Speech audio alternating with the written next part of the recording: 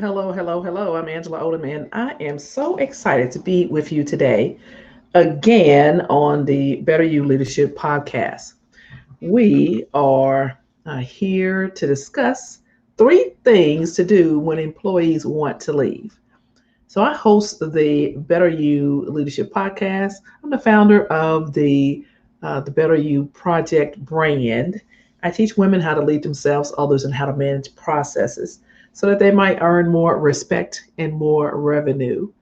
And I am so excited about today's topic. Before I get into that, I'm also an author, and I want to ensure that you know that I just published my first children's book.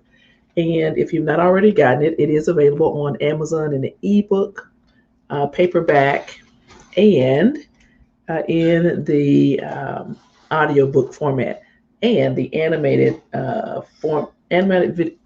video um, is being produced right now. I saw the draft, and it is it's good. All right, so we're going to go ahead and get started. So first of all, just welcome, and I want to just tell you that when people are wanting to leave your organization or your company, then there's probably three things. There's a lot of things that you might want to consider, but I wanted to bring to your attention three things that I believe that we should be prepared to do when people want to leave the organization, or um, it might be your teenagers wanting to leave, leave your house, right? And so you want to be aware, self-aware as a leader, and what that looks like, and what you might want to do with that. So the first question I would bring to you is: do you have an onboarding process? And then do you have some kind of checklist to offboard individuals coming into the organization and leaving the organization? And then if you are like me within your home, you want to make sure you have some processes and procedures also set up, right?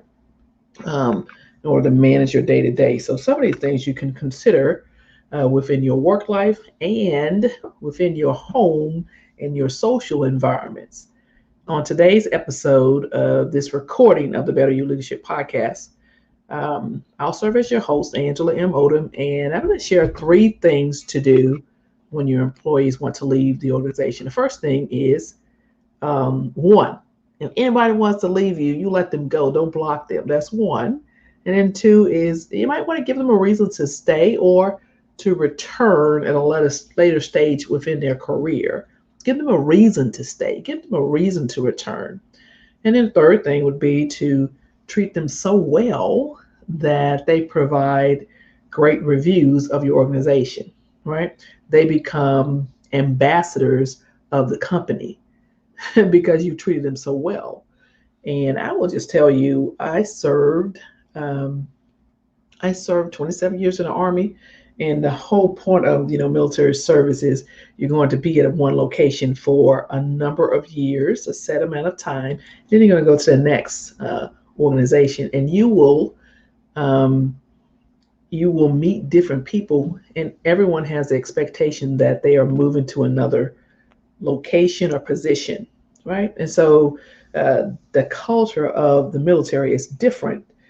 Um, but what I've found since I retired is that people are not remaining at their corporate positions like they did a long time ago, right? 10, 20 years, 30 years, get their goal, watch, and move on. No, uh, folks are job hopping, going from spot to spot to spot to gain skills or to gain some respect, right? Work in an organization where um, the culture is toxic or negative. They want to work somewhere based on what's important to them. It's not all about the company building their empire. It's about the people who are working in these organizations and what they're getting. So just consider that. I see you, Carrie. You are, let me say, greetings from northern Minnesota, breathing in all the smoke from the forest fires.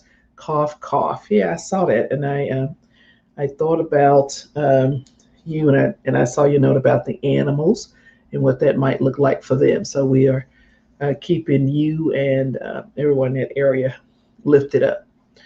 So if you conducted a stellar onboarding process within your organization, you've treated people fairly and you've treated them with dignity and respect, then I would say don't attempt to talk them into staying, let them go, because um, you only see them for those few hours. You have no idea what's really going on in their lives, where they are, their medical issues, their frame of mind, and who is in their ear, right? Their sponsors, their mentors. You don't know any of that, and apparently they might not trust you or have that much invested within your organization to share that with you.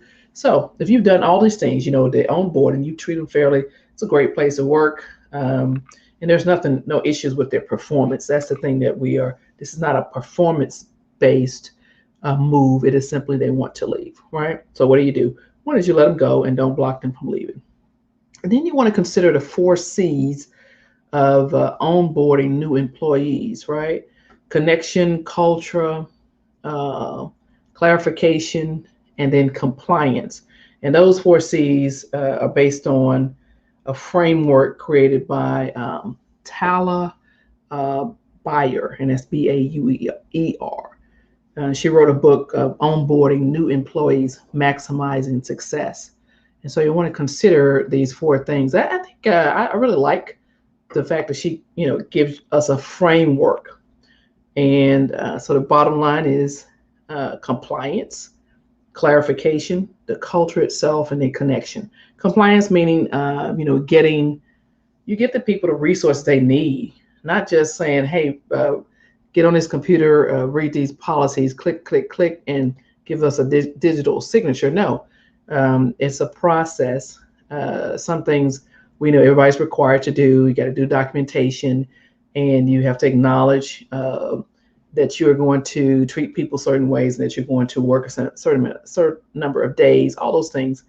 And then, you have HR departments or HR person, someone, human resources, administrative personnel who is managing all of the employees, their files. So they will most likely provide what you need to present to your new employees, your new teammate, as far as compliance. So you might want to, they still got to read this, whatever this documentation is, and sometimes it's boring, but you got to get through it, right? It can be creative though. So one is compliance when talking about onboarding, and then the other one is clarification. Clarification in, like, you're teaching people about the mission and the purpose of the organization. You want to make sure they know, what the organization is all about, and then their role and their responsibilities. And so you want to clarify those things, and this will help them to gain more confidence and understand, what they bring to the table and what they have to do to progress also. And then the other thing would be culture. This is more than the company's values or your organization's value, the history, how it was shaped, how it started. But you want to, sometimes, you walk into an organization, they have things on the wall, their values on the wall. Well, guess what? You've got to actually make sure that the team member actually understands them or knows what the culture is, right? You can share stories, that type of thing, and talk to your teammate. And then finally, as you're onboarding, it's about connection, right? People want to be acknowledged and accepted.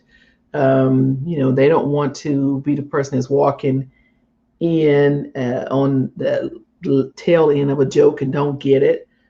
People want to feel valued. And of course, you spend all this money and time interviewing and bringing them in.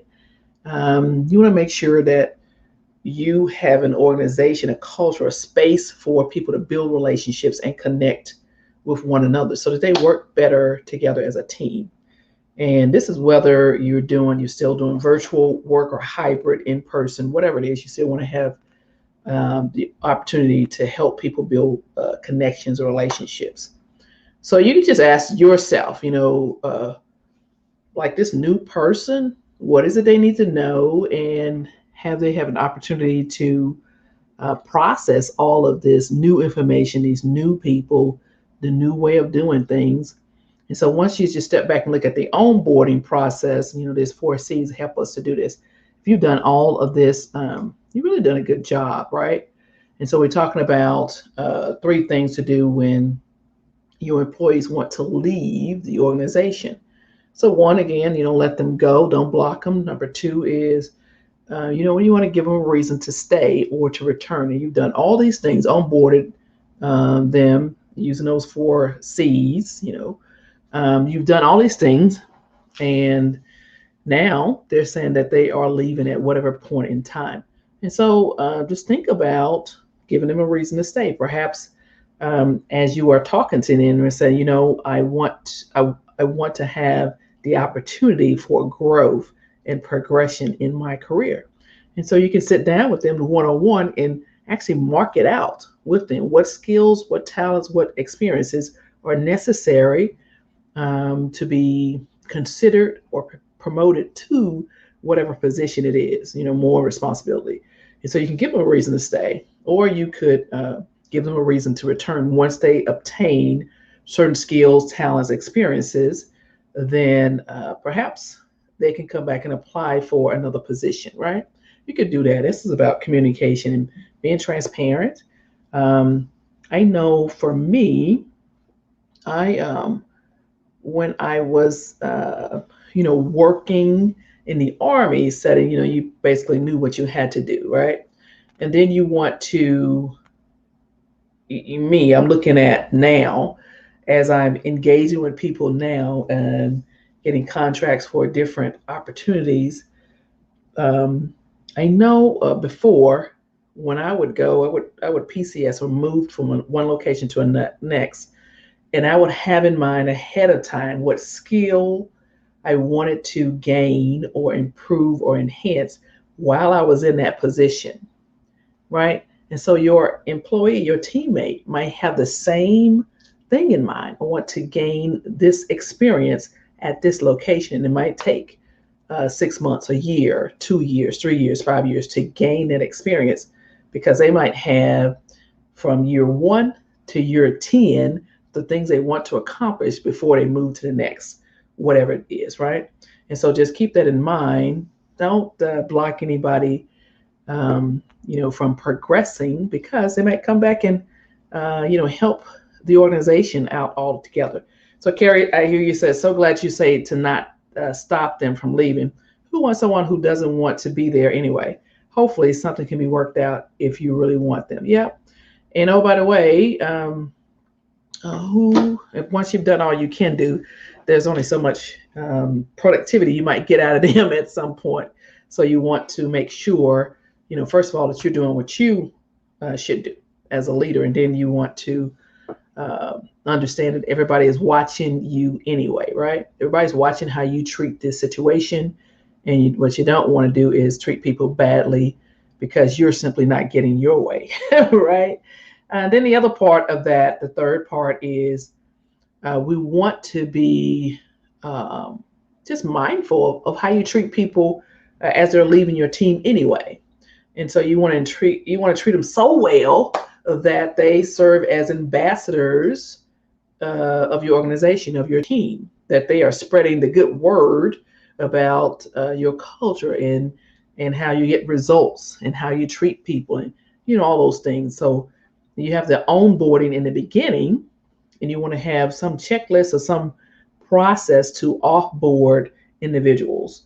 And oh, by the way, as they're leaving, you want to have a one-on-one with them anyway and get some feedback so that you'll know, you might get some kind of idea of why they wanted to leave. So offboarding is the process that that leads to the formal separation between an employee and a company. They might be resigning, or maybe terminating them, or they could be retiring. And it's basically about decisions and processes that take place when someone leaves an organization. Oh, by the way, you might be leaving the organization. So you want to make sure that you more than anything, that you are kind, right? You don't know what they're going through. So you want to make sure that you are also transferring their responsibilities as you are, making this offboarding checklist, right? You can Google that. That's it. They're everywhere. So I wanted to just share with you three things to really just consider to do when your employees want to leave. Everyone is not going to want to stay. However, if you have people that are coming into your organization and you have several people wanting to leave, then that is a whole different discussion, right? That is an entirely different discussion of why people, just make that stop and turn right around and leave. So that's something totally different and beyond the scope of this particular topic, right? So consider that. Consider um, that onboarding process. I believe it's very critical to bring people in, ensure they understand. Those four C's are really good. Compliance, clarification. They understand their roles and responsibilities. They understand their culture, and they have connected. I think the connection is the biggest part of this, right? The connection is really important. And so there you go. I just wanted to share that with you. Again, my name is Angela Odom. I am the host of the Better You Leadership Podcast, founder of the Better You Project brand itself. I teach women how to lead themselves, others, and how to manage processes. I do want to invite you to our next reading book on the reading list, Crucial Conversations. Crucial Conversations on August 4th at I believe it's 7 o'clock p.m. Eastern Standard Time. We will be discussing this book. And so you want to, I think the last one we did was Can't Hurt Me with David Goggins. And so one of the things that leaders will have to do, if you've not already done it, you will do it. You will have to have some crucial conversations, some discussions with people about some topics that might lead to hurt feelings, misunderstandings, conflict, all those types of things. And so that's what we'll do. So I have, my name is Angela Odom. And so if you go to Instagram, it is Angela O's Reading List. Angela O's Reading List.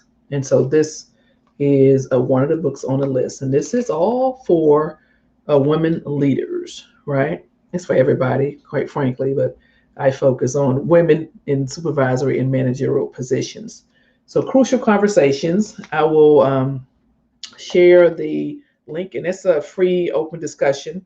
We'll go through, I have a template for it there, and so we'll talk for an hour.